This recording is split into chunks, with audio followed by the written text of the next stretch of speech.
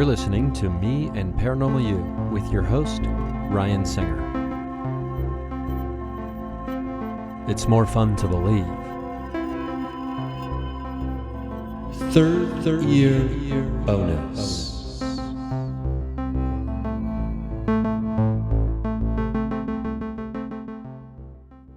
And with that, we are off and running. We are recording a third year bonus, which is me, stand-up comedian Ryan Singer, paranormal investigator, experiencer, quester. Quester, is that a word? Quester? Well, I guess it is now. We're going to talk about Poasttown Elementary School, the ongoing paranormal investigation I am undertaking with a bunch of different people who have been gracious enough to lend their talents to the investigation. Things I've been reading, things I'm going to be reading. If you're watching the video on YouTube right now, go to the YouTube and click subscribe. And you can watch the videos, even of these third-year bonuses. I mean, just because we need to put video up, right? That's the modern age. The Serious Mystery by Robert K.G. Temple. This is an older book I'm going to be getting into. Speaking of older books, UFO Visitation, Preparing for the 21st Century by Alan Watts. Big believer in UFOs. That is what I'm currently reading because I finished my previous book, Real Magic by Dr. Dean Radin, parapsychologist, and it was an excellent book. I can't recommend it highly enough for those who are interested in all aspects of paranormal research, especially and their connections to the occult and magic and just parapsychology in general and the laboratory settings that go there. And, you know, the very stringent controlled experiments that have been done in parapsychology's history go back even before J.B. Rhine, but and the Rhine Institute, obviously, is a very famous place was a very famous place for parapsychologists to flock to. I was reading The History of Parapsychology. It's a giant textbook. I've got it out on my bookcase. And I've also got the biography of J.B. Rhine that I have not gotten around to reading yet. Something about, I think he was something Searcher or Voyager or something. I can't remember the name. Anyway, I will get to those books at some point, but right now, you know, what's in front of us is what we must deal with. I hope you're doing well. Are you doing well? Are you doing okay? I'm happy to announce that I'm now, with the Mindcast, we are now on Spreaker, which is I believe is a division of iHeartRadio's podcasting kind of service. So this is, Me and Paranormal You is a Spreaker Prime podcast. So you're probably hearing commercials now again. That is because we switched on over to Spreaker. You can check them out if you're interested. I love the fact that I was able to consolidate all the episodes of the Mindcast, all 630, this will be 33, I think, 633 episodes, all under the same roof. We had to pull up Anchor and move away from that site, that hosting service. It was good while it lasted, and now we're over at Spreaker.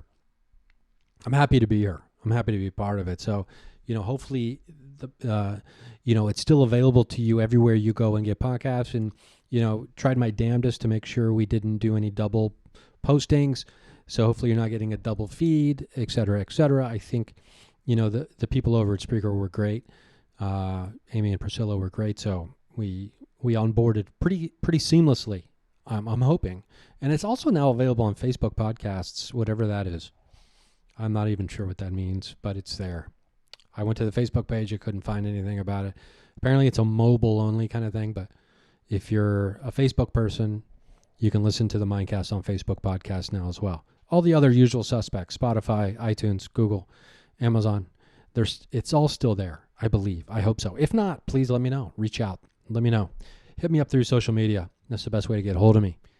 So the last two interviews that I put up the last 2 weeks were with Karen Rontowski and with Matthew Jackson of Paraholics. And I got to tell you, they were really fun talks, obviously, because they're really fun people to sit down and chat with. They're really, really fun to be in the field investigating with. And it's, you know, my pleasure that I am lucky enough to be able to, you know, do those things. The ongoing investigation at Poasttown Elementary School, I should say that started at Poasttown Elementary School. Tentatively, I'm calling it the Bridge. is because the idea is based on the idea that consciousness is the bridge that connects all paranormal phenomena. And, I've been going on and on and on about this for, ad nauseum probably for some of you, but it just keeps getting more and more exciting the more you dive into it. Recently stumbled upon something that I should have stumbled upon a long time ago. I just talked with Jessica, and on her podcast called Good Medicine, which I'm not sure when that'll be coming out, and I'll be having her and Oscar back on this program sometime very soon, along with some other exciting guests I've got lined up that we are scheduled to interview in the future. But to the here and now. So what does it all mean? Well, specifically, what it's kind of meaning is we're getting excited as hell over here because, let me turn the volume up in my headphones, because there are some great developments happening. I had a phone call with Alex Mastretta yesterday. I'm recording this on the day before St. Paddy's Day, so the 16th, I believe. Goes up on Friday. We've already got multiple locations that we have, I don't want to say targeted. That seems a little too aggressive of a word for me to say targeted. I'm not a big targeted kind of guy. So we've identified a few different locations that we want to travel to and do paranormal investigations and continue this kind of method that we've been using starting at Poasttown Elementary School of incorporating the meditation and the, our own version of CE5 protocols into that. Now, all of this is to say that it all kind of, tries to tap into this state of gnosis. And Dean Radin talks about it in his book. When you can tap into gnosis, this like deepened state of stillness and awareness in your consciousness, you are much more likely to have success with paranormal phenomena. And whether that's contacting paranormal phenomena, or tapping into paranormal abilities that are inherent inside of you. And I do believe that paranormal abilities are inherent in all of us. It's something very natural that we've gotten away from. Karen and I, I've gotten some messages about, the last conversation, and talking about the disappearance of the veil. And for a lot of us, that conversation really, really opened our eyes, so to speak, by removing the veil from our own eyes about seeing how the veil has been removed.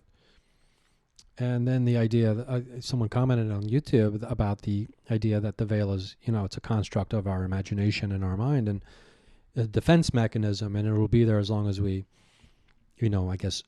I suppose we want it to be there, which is another very interesting component about this, because I stumble upon perennial philosophy, which leads into idealism, and the idea that consciousness is the foundation of existence and of reality, and what we perceive as the physical world around us is an extension built upon the foundation of consciousness.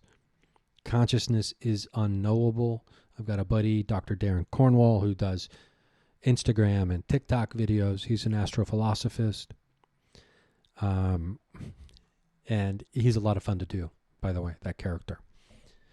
But he calls it the great unknowable. It's me. But you get it. We separate these characters in our brain for our own health. So he calls it the great unknowable. So it is interesting that we are unable at this time to define what consciousness is. So trying to understand that it is the foundation of being alive, at least in this, hyper-conscious way, sentient way, is difficult to wrap one's brain around. It's difficult to wrap our consciousness around such a thing, I suppose. When you're using the word and the definition of the word itself, things start to get super tricky. So, but the reason I forgot I bought this book. I'm so excited to get into it because, as you know, the status of the ongoing investigation is such that I believe we got confirmation that we are communicating with an entity from Sirius, the dog star, which is super exciting. I thought it was Procyon. The investigation tends to let us know that it's Sirius and not Procyon. And I don't know if it's exciting or not to listen to or listen about such things, but I feel like certain people engage with the Mindcast a lot more, with this show a lot more when I'm like going through like an active investigation or a quest, or, you know, trying to find the answers to something. I think, you know, a couple of years ago when I was trying to get to the bottom of the shape-shifting, you know, sex slave / gimp situation, which, you know, I still don't have closure on. I feel like that was like getting very exciting. I mean, it was for me. I hope it was for you. You can go back and listen to those episodes if you have no idea what I'm talking about right now. So, I mean, because if you don't know this about me, shape-shifting is what got me into this whole like thing in a deep way. I think most of us are wading in the paranormal waters up to our knees, maybe even sometimes to our waist. And then an experience can submerge us fully under the paranormal water. So now we realize, oh, I hope I got some gills because I'm going to be down here for quite a while. Okay? I'm going to be the fish man, paranormal fish man over here, swimming in the waters of strangeness. So we've got this idea that we need to get into Gnosis to be better at doing our job in the field as paranormal investigators. Or at least that's what I'm buying into at the time. Excuse me, I got the hiccups. I chugged a smoothie. I think part of that, in conjunction with trying to, you know, blast open your pineal gland, your third eye, through dietary restrictions, is very helpful. It's no coincidence that the most intense, this is dangerous territory for me to describe which was more intense than the other, but one of the most frightening things that's ever happened to me in my entire life was happening on a paranormal investigation where I had been on a strict diet leading up to that investigation for a while. I would say probably at least 4 weeks of, you know, vegetarian, no sugar. I think caffeine was the only thing I was allowing myself at that time. And I wasn't really having that much caffeine even right before I got there. So while I was there, obviously I was drinking caffeine because we were having long days, long nights, and it can be exhausting. But all that to say this: if we can figure out the recipe, so to speak, if we can figure out the protocols of our own paranormal contact, Dr. Stephen Greer has laid out CE5 protocols quite clearly for people, and they seem to be quite effective. I do think that paranormal experiences and investigations are very unique to the individual, and that's why I think you kind of got to go your own way, as Fleetwood Mac would say. Or they would sing it, rather. Or rather, they would sing it, wouldn't they? So, you know, go your own way on this.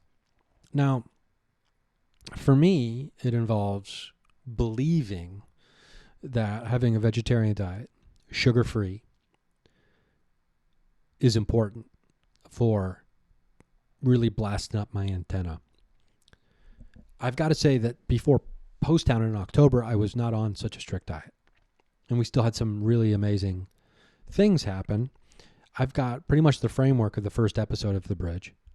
I just have to do a little more filming and do a little more research and do a little more recording, audio, etc. I've, trying to figure out how to package something that you want to deliver to people as far as media goes and presentation and art is a trick, right? Because once you put it out there, it's out there.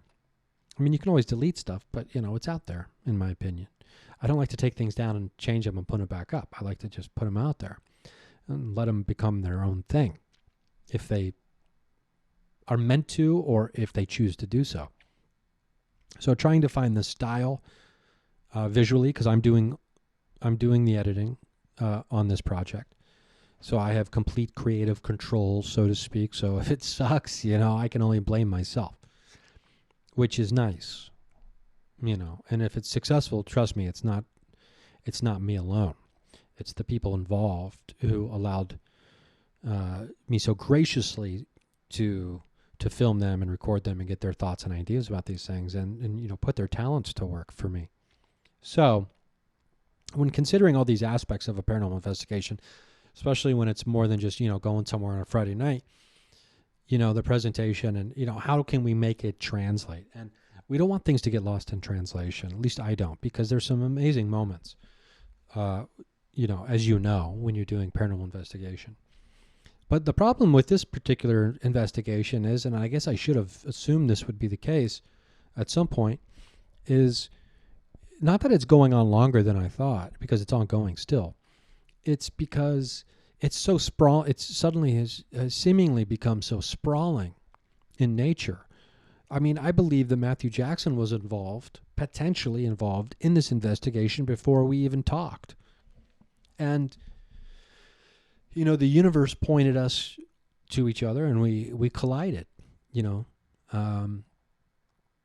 My buddy Jeff Bodart knows Matthew, a very funny comedian in the Indiana area where Matthew's located. My buddy Darcy Staniforth, who was on the program multiple times, really tried to make the connection happen. And it happened exactly when it was supposed to happen, it turns out. And he's doing something called the Cabin Sessions on his YouTube page. And I can't recommend enough to go over there and check these out. He's got so many cool gadgets. I mean, I wish I had 1/5 of the gadgets he's got at his disposal. They're incredible. Really, really fun stuff. Really interesting results as well. And we are trying to line up. I'm going to be in Indianapolis, by the way, April 10th. Doing a show. That's a Sunday night. So if you're anywhere near Indianapolis, it'll be on my calendar on RyanSteerenComedy.com. Anyway, so I'm going to be doing some paranormal investigation with him probably before that, potentially after. I'm not sure. Airplane tickets, holy smokes. They, you might as well be buying a ticket to the moon on a rocket ship at this point. You need to be Jeff Bezos to fly domestic. And because of the rising prices of everything, but I'm still going to make it. I'm 98% sure I'm going to make it to that gig. And I don't think, I'm trying to see if there's any other gigs that are going to shake free and that I can tie into it. Nonetheless, that's not what this is about. So we're going to be continuing the investigation there. Now, these will obviously be in later episodes of the docu-series, as I believe it's turning out to be, as opposed to a documentary movie. Although, I could, here's what I'm thinking. Okay, now, some documentaries do narration and some use just sit-down interviews and title cards and, on-screen writing to guide the story. I'm not sure which one I like better. I'm not sure which one I like less. I'm feeling like I should just use all of the documentary techniques in telling a story, short of using animated reenactments, which I can't afford to do. But why not, when you start an episode, instead of making people wait, 28 minutes or 55 minutes to get to the good stuff, why not just load them all up in those first few minutes? All the greatest hits, right? And then go from there with the explanation and the lead-ups to it all. I mean, that might be crazy. Some people, there's phrases I could use that would describe what some people would call that. But, you don't want to put all your eggs in the front of the basket. Maybe we'll just use that phrase. I'm trying to be somewhat clean here. You don't want to shoot your gun off before it's supposed to go off, I suppose, as some people would argue. But I don't know. I just finished watching a series last night with my girlfriend, and it was good. I mean, I liked a lot of the characters. But this, the show's called Stay Close, and it's based on a Harlan Coben book. and we love British television in this house. So 8 episodes, I believe, and I just felt like, man, this could have been 3 episodes. And so it was a little frustrating, but it was entertaining and engaging, at least for me, throughout all 8 episodes. But I really felt like I was being strung along a little bit. I don't want to string people along on this series, right? I mean, because we had some amazing stuff happen. Like, we had some lights turning on command. We had, communication through electronic devices. We have EVPs. And I've barely gone through the EVP part of this review of files. Just really crazy stuff. I mean, being told to go outside, look to the east, having my voice come through the fucking spirit box or through the gateway device. And then when I was back there, it happened a different time where I actually heard it. And then, some of it's like, pretty creepy when you hear what you know to be your own voice. I mean, I know what my voice sounds like outside of my head, just from the nature of having over 600 different podcast episodes and having 4 stand-up comedy albums that have been released, available on all streaming platforms, including Spotify, Pandora, etc., etc. I know what my voice sounds like because you have to go back and you have to listen to all this stuff for editing and things like that. Not to mention I record all of my stand-up comedy sets, even when I'm doing shitty bar shows, so I can go back and listen to see what jokes work. I know what my voice sounds like through devices. So when I hear my voice, darn tootin', I know what my voice is. You know what I'm saying? Darn tootin', I know the sound of my own voice. So I'm not sure where this is going to go. I do know this investigation is going to physically go to Indiana. I do know that this investigation is physically going to go to the desert here in California, probably Joshua Tree. I've got a buddy who's been on the show before. Daniel Noah you go back and listen to those. Those are great episodes, great interviews. I mean, every time the guy goes somewhere, something crazy happens. And it's just like, who better to be out there with than like, he's like a super magnet for paranormal activity. So, who knows? Maybe that's going to happen here somewhat soon. I mean, with gas prices being $6 a gallon out here in California, I'm not going to lie to you. It is inhibiting my desire to drive 1,000 miles to go do an investigation, out of pocket. It's a little inhibiting. So the brakes have been put on some of these things. Alex Mistretta, I have a bunch of places within a 500-mile radius of Los Angeles that we've identified. Like I was saying earlier, we're going to be going to Mount Adams. We still need to go to Mount Shasta. We need to go to Joshua Tree. We need to go to Los Angeles National Forest. We need to go south of town. There's a location. There's also other locations that he's got leads on through his own research and through his own work, where people were reaching out to him with some pretty exciting stuff. Some things that he's got going on, potential like really, really solid Bigfoot evidence. And not just a footprint. We're talking like physical evidence that can be scientifically tested. So that's exciting, and I want to go there right now. There's a place up near Sacramento. My buddy Dan Butler from Florida is...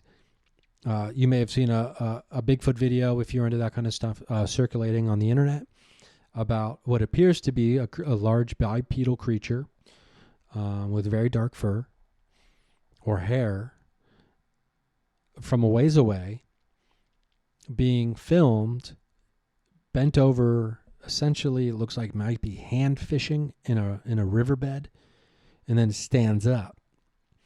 Dan Butler is, he's the one who had that video. So it's like, let's go to that spot, right? And part of me can't believe that I'm saying some of these things out loud after being scared to death in Florida in the middle of the night and, being in therapy for 2.5 years because of it. But, it's like, I guess, the siren song is too seductive. And she calls me back. Now, as far as like further developments go and where my research has taken me in trying to understand what it all means, like it's one thing to be communicating with someone or something. It's another thing to have a conversation. And as of right now, I don't know what the conversation really is. I do know where a lot of these conversations lead. And, I'm not necessarily saying those are good or bad. But what I am saying is I will be very interested to try to understand what the conversation is going to be, right? And can it go further than the everyone should just love each other conversation that you hear so often, which sounds really stupid of me to say out loud because, like, oh, are we going to talk about that shit again? It's like, well, what more important thing is there, right? But trying to stay grounded. How do you stay grounded in situations like these? Because, I'm starting to know myself enough at this age to where I can tell when I'm getting ready to float on. We all float on. And this investigation could really destroy my gravity, meaning I could blast off, right? And, who knows if I ever get my feet back down on the ground after such powerful propulsion. I mean, the fuel of the paranormal and actually getting hits during an investigation is such an explosive fuel to really, get your rocket really blasting off into space and sending your imagination into so many places. It's like I don't have enough energy. I don't have enough, I wish I could sleep 3 hours a night and I could just read and research and do all these other things and also do stand-up comedy and, try to maintain my personal relationships. Without just ending up in a small room somewhere alone, surrounded by clippings pasted to the wall. Not even string with, tying them all together as much as maybe fruit roll-ups, have so many fruit roll-ups. I haven't had a fruit roll-up in so long. I'm just like thinking about sugar, I'm addicted to sugar. So, how do you stay grounded during a paranormal investigation that really wants to blast you off into space and take you far, far away from everything you know to be the earth, the solid ground? I'm not exactly sure what that is. I mean, maybe having conversations with those who are skeptical and more logical is a good way to counterbalance the, what am I saying here? The desire to just kind of like, wow, we're talking to aliens, man. I'm going to go on their ship and I might never come back. It's like, well, no, that's not what I want to do. I don't want to leave Earth, on a permanent basis. And this makes me start thinking like, well, what about, trying to figure out astral projection in a more practical manner? And could you do paranormal investigations while you're asleep, while you're astral projecting? And the answer is probably yes. Becoming lucid in your dreams that are a gateway to another dimension. Can you get work done? And if you can't, here's the problem with that. You hear so often, or from what I've read over the years, people who are, very purposefully, I was eating jalapeno pretzel bites. Those probably have sugar in them. Those people who purposefully are, doing lucid dreaming, they're exhausted when they wake up because their mind doesn't think they've ever slept because they're out doing stuff, right? I mean, it sounds awesome, though, to be able to, like, consciously be lucid during your dreams and get real work done and see if you can actually, because you're in the dream state, you could have access to any and all paranormal equipment at your disposal. But who would even need the paranormal equipment at your disposal? I've been watching Severance, which is an Apple TV program, and it's very, very good.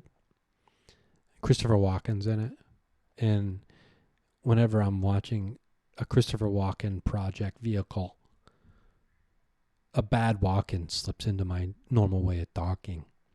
That wasn't me doing walking. You kind of did it. You kind of did it. You kind of did a little bit. You know, I don't know. You go see if the ghosts can find you. And then see what happens. I don't know. Did he have anything to do with Natalie Wood's death? I really fucking hope he didn't. Okay. I'm not here to libel Christopher Walken after talking about how much I enjoy his work. So if you're trying to stay grounded, how do you do that? You have conversations with skeptics. You maybe try to read scientific information that will give some kind of modern day understanding to the phenomena itself that may or may not shed light on the reason why you think you're experiencing these things, or not even why you think you're experiencing these things, why you actually are experiencing these things. And if the universe is mathematics and everything is mathematics and consciousness is mathematics, can we not use the language of mathematics, which is music, to better communicate with things? We know the stories of, the famous breakthroughs that have come through in people's dreams. DNA sequencing, the song Yesterday by the Beatles, Paul McCartney came to him in a dream. We got to use those things. This is what I was talking with Alex Mistretta about the other day. I was like, dude, we got to get back out in the field and we got to use all these breakthroughs that came to people in their dreams, because this is the language that we've already been communicated to by something out there, right? So if we can figure out how to use these great breakthroughs or pieces of genius and pieces of art that have been created through the inspiration of dreams, is it possible that something was communicating to these people in their dreams, like Nikola Tesla? It's like he had communicate. Some people will muse that he had a direct line, or that aliens had a direct. They picked him. They're like, "You're a brilliant guy. We want to talk to you." And the things we're going to tell you are going to make you even more brilliant than you are. So, can we use these things that have already been offered almost as an opening salvo to us from potentially an intelligence from the great beyond? Excuse me. So if we are using these things, let's say the song Yesterday during a paranormal investigation. Yeah, how are you going to get the copyrights through on that? You know what I mean? If you want to add that as actual content to put it out, show people, that's a whole nother question. But can we use the DNA strands, the imagery, or something of it in an effort to let whatever it is out there beyond us understand we heard you? Not only did that person hear you, but now we're hearing it on a whole nother level. We understand that this was a communication. This was us sending the golden record into space. Maybe the golden record has been sent over and over and over again to us in our dreams. And the result has been oftentimes these breakthroughs, these beautiful works of art. I think it's not crazy to think that's possible. I think, in fact, that it's probably likely. If I was forced to make a decision about if what I'm saying is crazy or not, or if it's plausible, I would say it's plausible. Now, that might be an indication of just how wild and out my thoughts are on all this stuff, and what I'm willing to believe, and what I'm willing to put my chips on in the casino of belief. But the tools are right there. It's seemingly that simple to me. Now, the question is, how do you take these obvious messages from the great beyond that were communicated potentially, not to diminish Paul McCartney's genius when it comes to musical writing, songwriting, but, or any of these other things, but The best pieces of literature are great stories. Simple as that. They're a great story. Guess what? There's plenty of great stories that are not great literature. Why is that?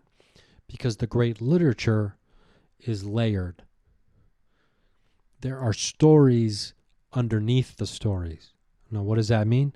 Now we're talking about illusion, or potentially we're talking about allegory, we're talking about metaphor, we're talking about satire, we're talking about the hidden meanings. What is it representing? Is it holding up a mirror to something? Is it telling another story simultaneously to the story that it seems to be telling on the surface? Is it telling an equally great story underneath as well? That's what I think we're dealing with here when I talk about some of these things that have appeared or shown up in dreams. I don't think anyone's going to argue that the song Yesterday is a piece of garbage. And if someone doesn't like that song, that's fine. They're probably an alien starseed from a species of alien that doesn't like all the good aliens. Okay. So if you don't like Yesterday, you got to take a 23andMe, and don't be surprised if it never comes back, because the government has now identified you as being a hybrid of some kind. I don't know if that's fair to call someone a hybrid just because I don't like a song. I agree with that. That's unfair. I'll take that. I'll walk that back. Very good. So I apologize. This is not a good Christopher. And so many different people have done Christopher Walken. It's a joke. It's a joke even thinking about doing a joke about, making a joke about. Anyway, so that's why I think there's more to this. And that's where I'm going to go. And that's the direction I plan on heading with these. I have not devised the experiments or the techniques as of yet and what that all means. It might be something as simple as just playing the song Yesterday when you're trying to open up communication. It might be something as simple as speaking out the DNA code, the sequence. You ever seen the movie Gattaca? Yeah. Maybe we should just play the movie Gattaca in a haunted house and see what happens. That's a good movie. That's just fact. Good movie. Ethan Hawke. We love you. We miss you. We want to see more of you. Ethan Hawke. Team Ethan Hawke over here. So maybe play Gattaca in a haunted house. Maybe play the song. Maybe project the DNA strands, some kind of image projected onto a wall. Something like that. I mean, there is mathematical music as well. And I believe Stephen Greer's tapping into some of that with his CE5 Protocols app. I believe that, that's obviously, I think, something he's already been doing. And I think the connection there is whether or not what I'm talking about is part of the thought process there or not. I'm not 100% sure, but I can't believe that it's not. I can't believe that it's not something that's been considered. Now, the mathematics of being the language of the universe and then music, one of the best expressions of that language is that's, dare I say, that's common sense, but it's not a new idea. I'm not breaking ground here with that. But when it comes to some of these greatest breakthroughs through dreams, I'm very, very interested, and I'd be fascinated to understand better if using these will essentially jumpstart the conversation to a point where it's like, okay, not that they figured that out, but, because then we get into when you get into these things, like you're plant clues. And if you've ever read Fingerprints of the Gods, Graham Hancock talks about this. And Hamlet's Mill is a book that I bought because I read that book, Fingerprints of the Gods, and I was like, I gotta get Hamlet's Mill. And it's talking about how certain stories throughout history have been encoded with messages left for when humans would then once again become smart enough to understand that there's codes there, right? And who doesn't love a good mystery like that? I mean, it's thrilling to think about that. And apparently, Hancock is talking about how we've got humans amongst us who are smart enough now to figure that out. Hamlet's Mill's all about that. I haven't read it yet. It's a big book. It's a big book. It's the kind of book that'll hold a door open. You know what I mean? It's a big book. So what if we are now realizing that these messages and dreams are actually keys to moving a conversation forward with something that is further beyond than us? And if you are familiar in any way with other people talking about this or research that's been done in regards to this, I'd love to be pointed in that direction. Because specifically I'm talking about great breakthroughs in art or science or mathematics that have been delivered almost seemingly hand-delivered in someone's dream, where they're just like, that's the unknowable answer I've been searching for this whole time. Or this is a beautiful song, I have to write it down. Why did I just dream this song? Now, many people would argue that the subconscious is always working on these problems. You're a scientist trying to figure out a problem, and your brain's putting pieces together even while you're sleeping, et cetera, et cetera, et cetera, et cetera, et cetera. Blah, blah, blah, blah, blah, blah, blah. Sounds pretty dry to me. Paul McCartney's a musician. He's always thinking about music. He's always rearranging notes, and he's always, even when he's asleep, he's subconsciously writing, trying to come up with songs, because that's what he does. He's always searching for blah, blah, blah, blah, blah, blah, blah. Sounds pretty dry to me. Okay? And there is a certain allure. I mean, like, this came to me in a dream. I had one thing come to me in a dream. I had a t-shirt idea come to me in a dream. And because it came to me in a dream, I thought I would sell 2 million of these t-shirts. And guess what? I have not. I have not. My t-shirt idea was certainly no yesterday. That's for sure. It's the t-shirt that says, if ghosts aren't real, then what's that behind you? I woke up, I'm like, I'm going to buy a house next year because of this t-shirt. And that did not happen, my friends. Maybe give it time. Maybe give it some time, and it will happen. You should watch Severance. Pretty fascinating show. It comes out weekly, and I'm so used to the binge that it frustrates me. All my favorite shows come out on Thursday. Severance, Raised by Wolves, Picard, supposed to be out tonight. Where's Picard? Where's the new episode of Season 2 Picard? Where's my Jean-Luc? I'm on Season 2. I'm all caught up. Where's my Jean-Luc? Expedition Bigfoot Season 3 comes out next week. Are you excited for that? I need to reach out to all those people and try to get them on the show. I've been in contact with one of them. We kind of had a tentative setup for an interview. I have to follow up. I always feel bad. It's like, they're probably doing so many things right now for promo. But it's like, yeah, well, that's what this is. This is promo for them. It would be great for them to be promoing on here, even though I'm already doing all the promo myself, just by talking about how I enjoyed the show. I started watching Mountain Monsters. My buddy Alex hates this show. I mean, because he says it's the ridiculous enough in it. And I've watched maybe 2 episodes. I think I watched 2 episodes. It's of the first season. It's television.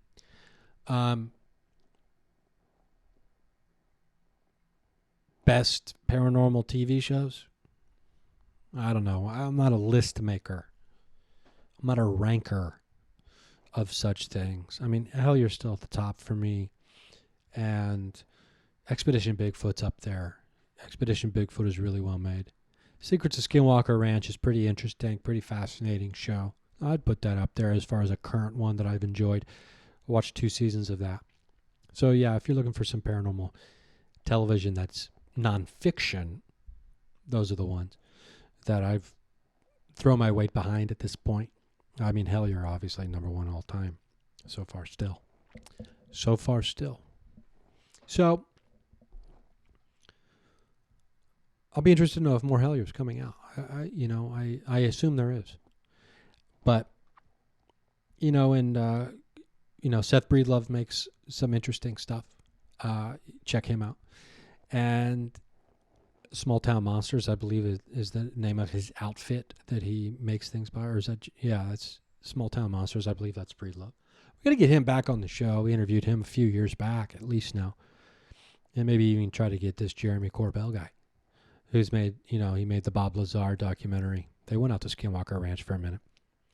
Anyway, so that's where we're at. I'm going to try to make a docuseries that is enjoyable and entertaining for you. And so, we're moving all systems ahead on that. And like I said, I've got pretty much the framework for the whole first episode. I just have some more things I need to record and film. If you have any interest whatsoever, if you are excited at all about, some of these possible connections, and you have information that you think, man, Ryan needs to hear this because this will blow his fucking mind, you should hit me up and let me know about that, because I'd love to hear that. As always. And, I'm not going to keep talking just for the sake of talking. We've done it. We've done it here tonight. I'm going to record some more thoughts and feelings and musings for the patrons after I'm done here. So patreon.com/Ryan Singer. That's where the Patreon page is. This is going to be for the upper levels. And then, Ricing on Instagram, Twitter, all that good stuff.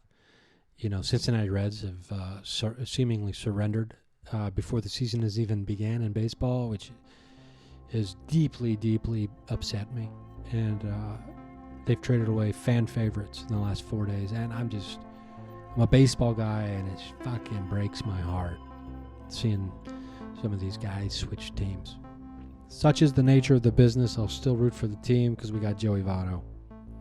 Boy, oh boy, we got Joey Votto.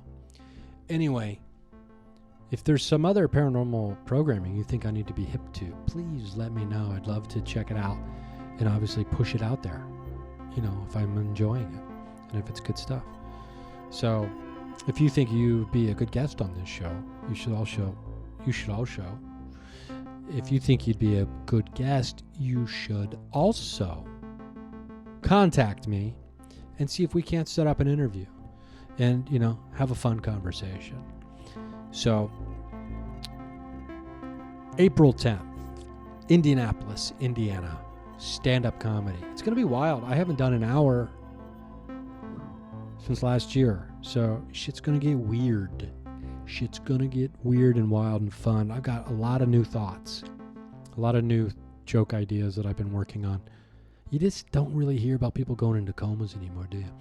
Don't want to be giving away the milk before the cow shows up to pay. Whatever that saying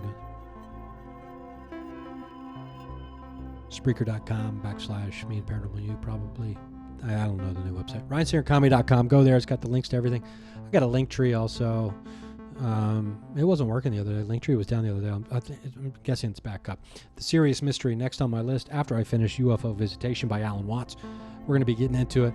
I'm always looking for new guests, exciting conversations, fun chats. So hit me up if you've got suggestions. And in the meantime, I hope to see you at a live stand-up comedy show. This summer is going to be a lot busier than this spring. I'll be in Cincinnati. I'll be in West Virginia. I'll be all over the place. And we'll also be doing paranormal investigations. I can't wait to go to Indiana because I think we're going to do some cabin sessions. We're going to do some wild stuff. The conversation will continue with whoever we're talking with. I'm very excited about that. Not to mention some other places. I'll probably be going out here on the West Coast with my buddy Alex Mistretta and maybe others. In the meantime, do yourself a favor and love yourself. You deserve it. We all do. So, I love you, and I hope you do too. I hope you do too. Okay? And if I don't see you at a live show sometime in the near future, I'm going to see you at the watering hole on the astral plane.